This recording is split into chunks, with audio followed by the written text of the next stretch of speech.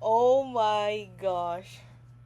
Bakit nawawala yung birdies? But anyway, so, this is my very first time using a MacBook camera. MacBook camera. MacBook lang naman. MacBook lang naman. Sorry, medyo natatagawan ako. Wait lang, I'm just so happy. Nakatry na din ako ng MacBook camera in real life.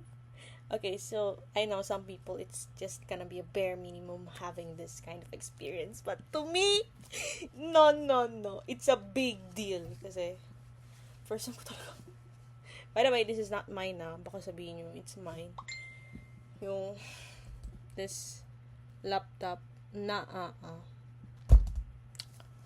But, I'm so happy. Galing pala ako sa school ngayon, guys. Kaya, naka-GRWM pa ako. Get ready with me. May ano pa ako, makeup, remaining makeup dyan. Kahit pa paano. And, currently, it's 2:49 p.m. Di ko alam kung ano pag-uusapan natin. Pero talaga. Ayan nga.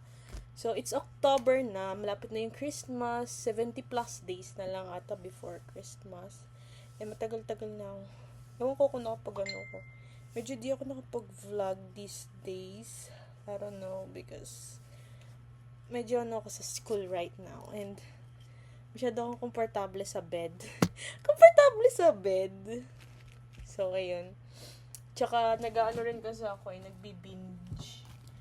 Lahat na ng binge na alam ninyo. Oh my gosh. Ginagawa ko ito. Nagbabasa din ako ng book. Natapos ko na yung part 1 netong kay Jenny Han na book. To All the Boys That I Loved. To All the Boys That I Loved Before. Natapos ko na yung part 1 nito. And, hindi siya ganun ka nakaka-butterfly feeling type of book for me. Hindi siya ganun ka-romantic. Hindi ko type yung romance niya. But, okay na lang din. Since bigay lang din naman sa akin. So, no more complain. But, if I had money, then, I'm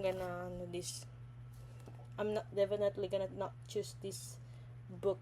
If I have opportunity to choose a book. So, yun lang. And, yung notebook. Hiniram ko lang din to sa library. Because I was planning to join sa event namin. Hindi ko muna i-spill. Tsaka ako na lang i-spill. Pag natapos na. Basta ito yung clue niya. Speak with confidence. And then, interviewing. By the way, guys, nag-try na pala ako mag-apply. Sinabi ko na ba yun sa inyo, guys? Tinry ko na mag-apply sa 2 airlines. And, ang requirements nila is kailangan 2 years graduate ka. Oh, kitang-kita yung purse ko dito.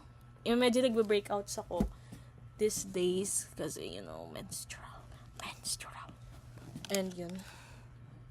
Buti na lang mataas yung tolerance ko, guys. If kung, ay, butterfly na iipit. Mataas yung tolerance ko sa cramps kasi, daming girlies na hindi talaga mababala yung tolerance nila. But to me, I could bear it. Yeah, and I'm so grateful. It's a blessing to have those kind. And, ayun, nag-journal din ako. Actually, nag-overlap na nga yung journal ko Kasi dapat every month ka mag-journal. Umabot na hanggang November yung journal ko. Hindi ko lang papakita, syempre. Nag-overlap na siya.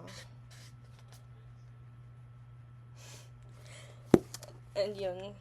Kasi, I don't know. And gusto ko installan to ng Netflix tong laptop. Tinry ko lang naman, actually, meron na rin, may ginagamit talaga ako na laptop.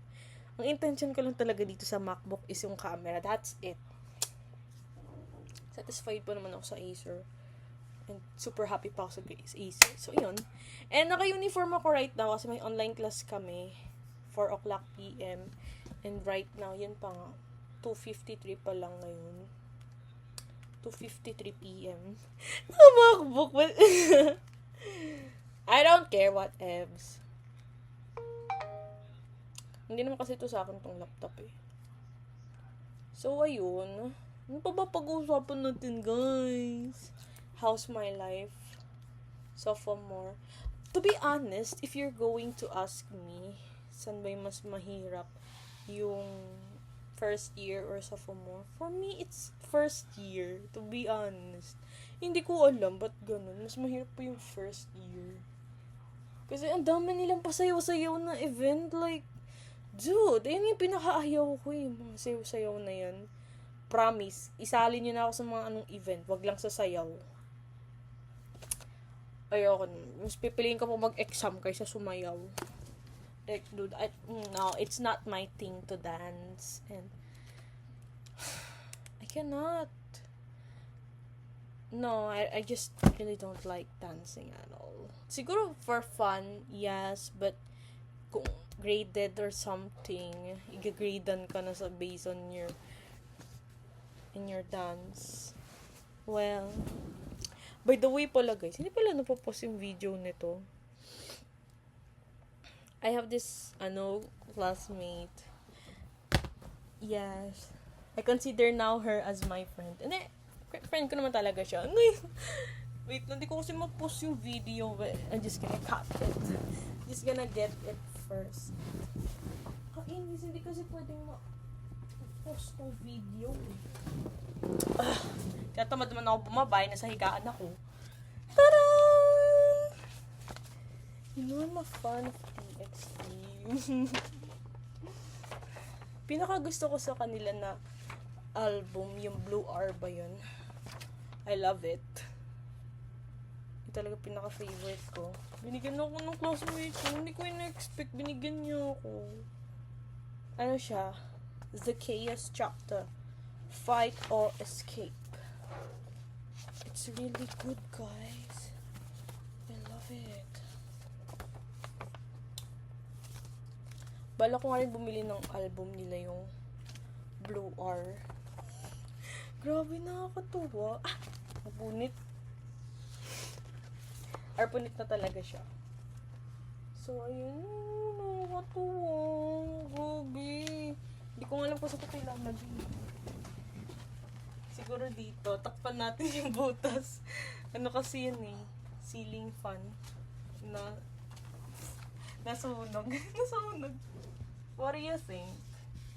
Should I put there? By the way, kung curious yung itsura ng higaan ko, wait lang, ayusin ko lang konti. Medyo magulo. Parang ano bang decent yung bed. Ay! As much as possible, I do maintain my bed clean. Kasi, yung pinaka-sacred part ko. Tsaka yung cabinet din pala. Kaso lang hirap talaga i-maintain ng cabinet eh. Ako lang ba nahihirapan i-maintain ng cabinet nung pag-organize. Yan guys. So, let me introduce to you my TUPP bodies. TUPP bodies! So, this is... Hala, nakalimutan yung pangalan. Nakalimutan ko na pangalan niya. Woo! Tonton. This is Tonton. Sorry, nakalimutan ko na yung pangalan niya. Sorry, Tonton. Pabayaan nyo na guys kung madumi. Yung stain dyan sa slime yun.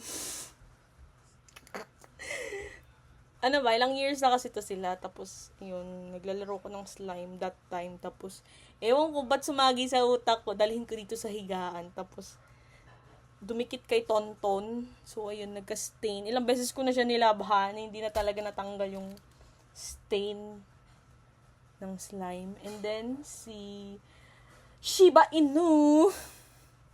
Si Shiba Inu to. Galing siya sa Miniso. I don't know if kung meron pang ganito sa Miniso.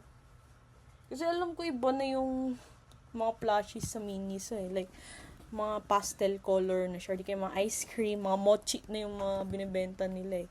And then, the pinaka-laziest na itlog na kilala nyo.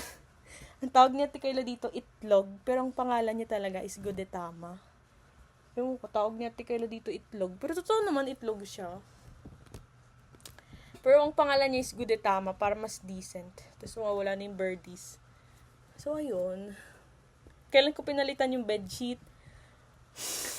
Huwag nyo na tanungin. Ay, napupunit talaga yung mga bedsheet ko. So, hindi ko alam. Ba't napupunit yung mga bedsheet ko? So, ayun. Kailangan ko pang hintayin matuyo yung bedsheet pag maglalaba ako.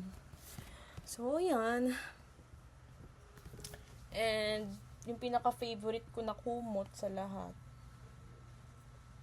Ito, kumot siya. Ang ganda ng kumot na to. And, hindi ko alam. Bala ko kasi ibigay sa mga prof ko to kasi ang dami namin ganito. Like, sobra. So, bala ko sana mag-share sa prof namin. Pero nahihiya ako. Hindi ko alam. Baka sabihin nila, sip-sip ako or something. I just want to be a kind. Diba Teacher's Month ngayon? So, yun.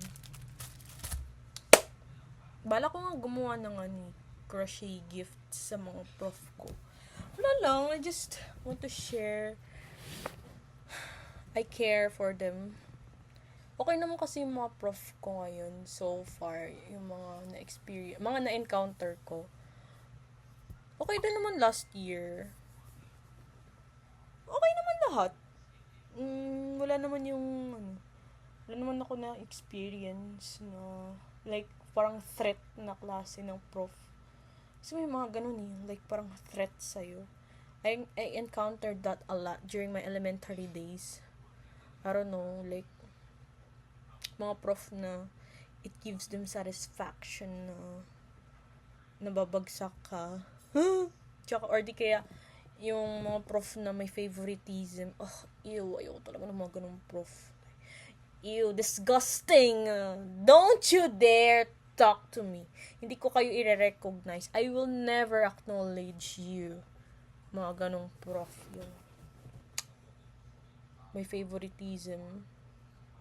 Tapos, sa sobrang may favoritism nila, nine-neglect ka na nila. Parang nagpo-focus na lang sila sa favorite student nila. Which, I hate it.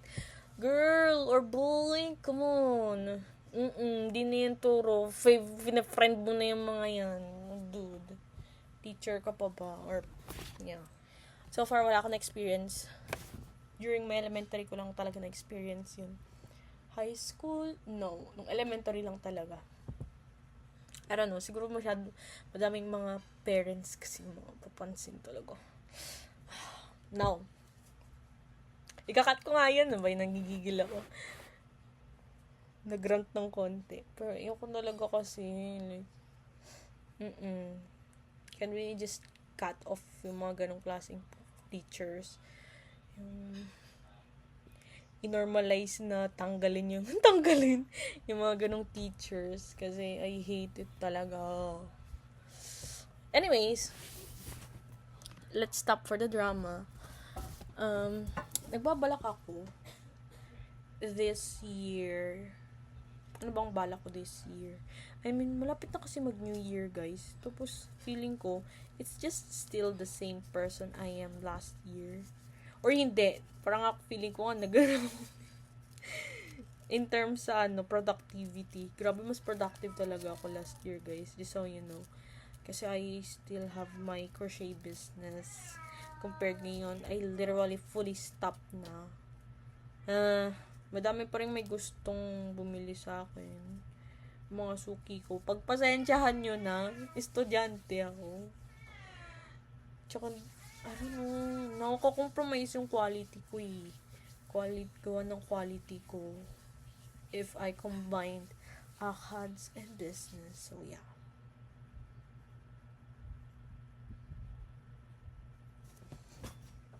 It's my hair. And yung mga kuting-tings, dinis what yan? Binaba na namin kasi mabaho na yung kwarto. Kasi yung, kung saan na sila umiihi. So, as much as possible, tinatrain ko sila pottery ba yun?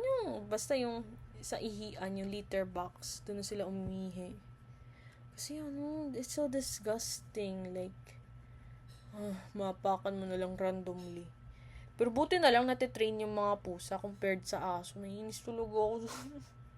Yung tuloy pinakayo ko sa aso. Plus, papaliguan nyo pa sila kapag pag nangangamoy na sila compared sa pusa, they can just groom themselves. Although, required din paliguan, especially si Miku.